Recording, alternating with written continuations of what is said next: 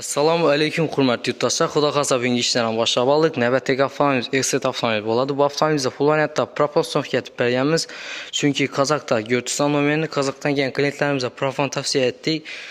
Qozog'da yaxshi benzin yo'qda tutib 95 sasamam shlak bot tutdi dedi. Kollektorni olsak, rostlanib shlak bo'lib musor bo'lib ekan. Ularni tozalab berdik. İçində himsiyatib bir zaptasdan daşıb ötəmiz.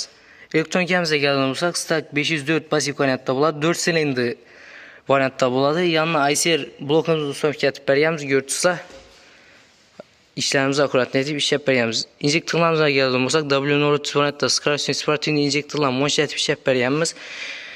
İtalyansi Fogumet firmasının hiç çıxarmıydı şlankelər görürsə, akurat edib iş bəriyəmiz. Reduktorumuza gələn olsaq, 250-360 polinitrib bərədən reduktorumuz Ernöl bir reduktor buladı. Çempion reduktorlardan biri buladı.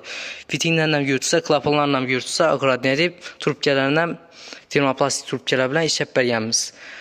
2 dana filtr qoyulgan, monograzvi, bir dana adnorazvi qoyulgan. Görürsə işlərimizi akurat edib, monşin edib işləb bəriyəmiz. Şunday xizmətə gəlib, bemalol aloqa çıxarasizlar.